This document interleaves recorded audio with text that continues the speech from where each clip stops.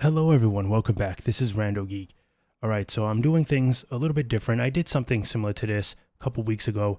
Basically, I have a lot of stories that I want to cover with you guys, but I don't want to do too many videos. I'm a little pressed on time, been very busy, so I want to give you guys the scoop. So I figured let me combine some of these important stories that I think many of you want to hear about, should hear about, in this one little video here. So from time to time, I might do something like this if there's a lot that I need to cover and I can't get it all done into separate videos.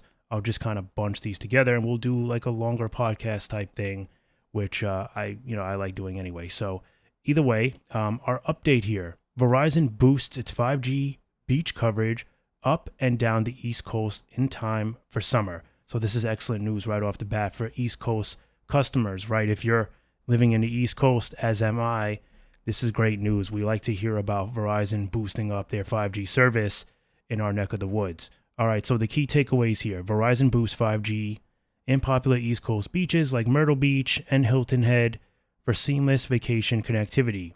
Enhanced 5G coverage by Verizon in Myrtle Beach and Hilton Head includes key locations like resorts and golf courses, so excellent for businesses, right? This is great.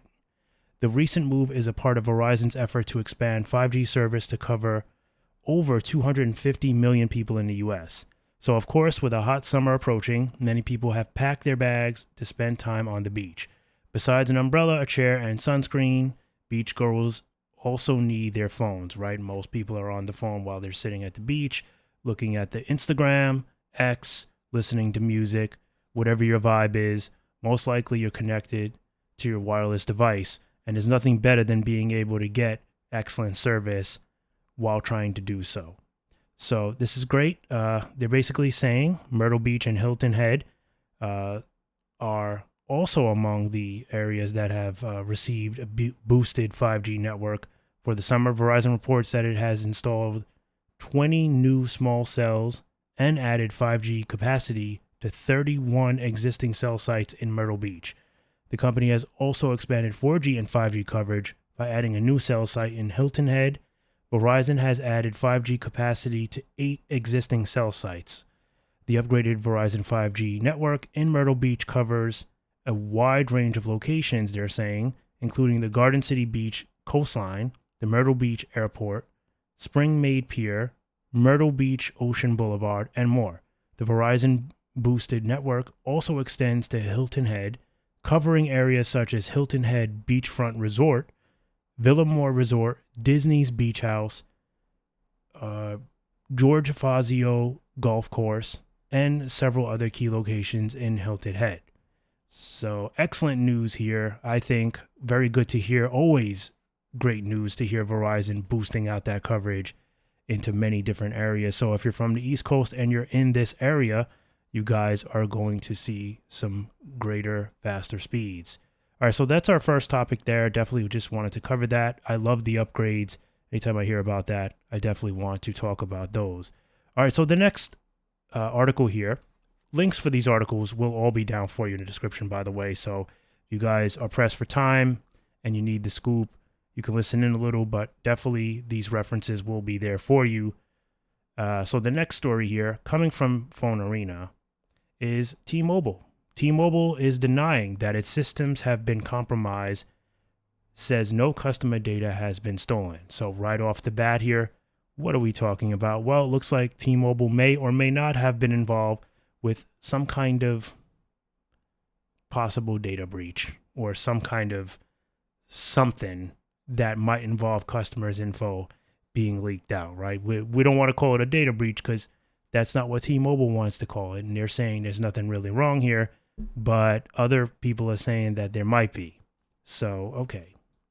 T-Mobile told Bleeping Computer, which is where I guess Phone Arena got this information, that it was not hacked, nor was any source code stolen, though stolen data from the wireless provider has been offered for sale by a threat actor.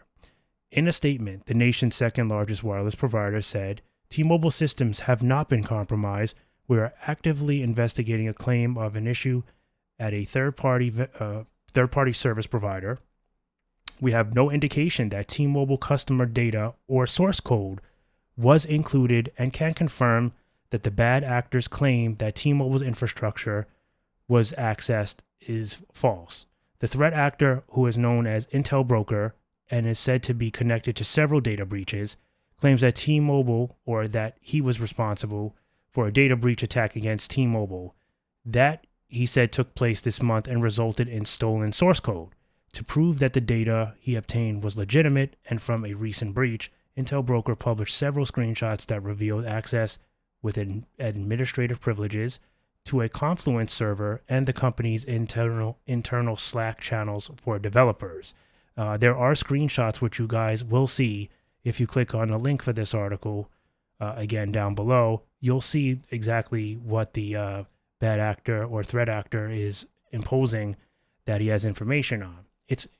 They're saying it's possible that common vulnerabilities and exposures listing CVE 2024-1597 was exploited to obtain the data, since this vulnerability affects Confluence data center and server, and according to Bleeping Computer, has a severity score of 9.8 out of 10. But at this point, it is not clear whether the aforementioned third-party vendor was breached using this vulnerability. The data that Intel Broker says that he is selling includes source code, SQ files, images, Terraform data, T-Mobile.com certifications, CeeLo programs, and I guess that's it. They're saying it's actually older screenshots of T-Mobile's infrastructure posted to a third-party vendor's servers where it was stolen. This would dovetail with T-Mobile's statement that it's actively investigating a claim of an issue at a third-party service vendor. T-Mobile, of course, is not shy of data breaches. So, this could be or not be true. Obviously, I don't think T-Mobile is going to come right out and say, yeah, we've been hacked again and there's another problem. So this is just a heads up. Keep your eye open. We may hear more details about this. This is certainly a developing story. And I guess keep a lookout for your emails or your phone. See if there's any notifications that come to you saying that your information has been compromised. We'll do our best to keep you updated if this story does continue to grow. All right, so that's our second story here. We have 4 stories in total. So we're going to move along to our third story here. Verizon, T-Mobile, and AT&T working to provide phone service near Ruidoso fires. So it looks like phone service companies said that they have deployed temporary cell phone sites and are restoring service to key areas in Ruidoso. The plan is to ensure first responders and community members that can communicate as they battle for the town. So Verizon has set up a C-band enabled 5G system to help the Lincoln County Emergency Operations Command. Verizon says that the system can handle over 100 users and is backed by satellite connections. Other Verizon mobile cell and satellite systems have been set up near Ruidoso to help both responders and the public stay connected. T-Mobile says fires near Ruidoso have damaged local fiber sites, so they're bringing in equipment to help fill in the gap in coverage. They've bought VSATs, very small aperture terminals, and a SATCOT, which is satellite cell on light truck, to boost coverage in the area. What else we got here? Phone and communication companies are also helping evacuees. T-Mobile says that they will be offering Wi-Fi and charging supplies to evacuees at Captain High School and Eastern New Mexico University. Verizon has set up charging stations at Red Cross shelters. AT&T says that they are waiving overage charges, meaning postpaid and prepaid customers whose billing addresses are in zip codes. There's a couple of zip codes listed here. Will get unlimited talk, text, and data from June 19th through June 25th. So Verizon and T-Mobile definitely doing their best to get out there, spending money to keep these customers connected. So hats off to them. AT&T waiving some overage charges, better than nothing. I don't know. I think they could be doing a little bit more, to be honest. They want to get their name in the print, right? They definitely want to be recognized as a carrier helping out. They're doing something better than nothing, but it could be a little bit better. Definitely T-Mobile and Verizon are getting out there with the light trucks and, getting that C-band enabled to help out the community there, the emergency operations. So good stuff there to see that they come through. That's what this whole thing is with these companies, right? They've been working on their emergency systems, And T-Mobile is definitely one of the companies that when things go wrong in crisis situations, they get out there. Same thing with Verizon's emergency response team, also in the middle of it all, out there trying to keep the community safe and connected. So big hats off to these two companies and AT&T for at least coming in and doing what they can based under the circumstances right now. All right, so our last story here.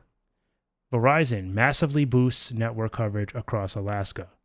I like the sound of this already. Verizon made a couple of important announcements this week regarding its network coverage. After boosting and expanding 5G coverage on some East Coast beaches, Verizon revealed that even more Alaskans will benefit from its network service.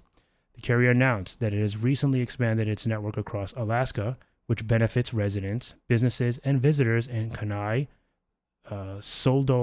Soldotna, sorry if I'm saying that wrong, I think it's Soldotna, Anchor Point, Homer, Seward, Meadow Lake, Denali Park, Two Rivers, and Pleasant Valley. To make this happen, the Big Red added more spectrum at 89 sites across the state, which led to an increased network capacity of approximately 30%. The expansion coincides with Verizon's 10th anniversary of delivering network service in Alaska service nearly 90% of the state's population. There's a statement here which Verizon says they're committed to delivering the most reliable network experience and meeting customers' connectivity needs where they live, work, and play. By deploying this additional capacity, we are providing more opportunities for our customers in Alaska to utilize Verizon's best-in-class network to connect with families, friends, homes, and businesses. So if you're a Verizon customer living in Alaska, the boost will benefit you in multiple ways, they're saying.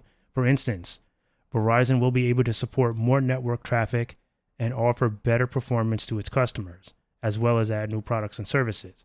On top of this, the additional spectrum will allow Verizon to expand the footprint for its LTE Verizon Home Internet service.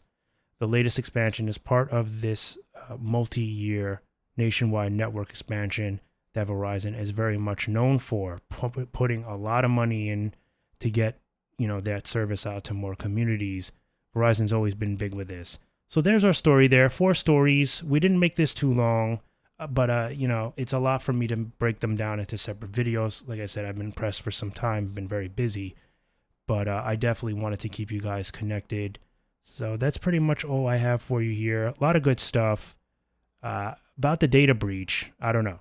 I don't know whether I believe, T-Mobile or not. We'll find out, right? Like I said, it's usually when these things pop up, there's some kind of underlying truth, most likely, but you never know. This could just be a third-party incident here. We'll see what happens there. Again, Verizon, T-Mobile, and AT&T doing their best to help out the community there in Ruidoso, so that's good stuff. Alaska getting that big, giant boost. Always excellent news to hear communities like Alaska, these rural communities getting a giant pump in 5G, and then the East Coast getting slammed with some nice 5G coverage. Always excellent as well. As always, I want to thank you guys for stopping by and watching, and we'll catch you in the next one. Bye for now.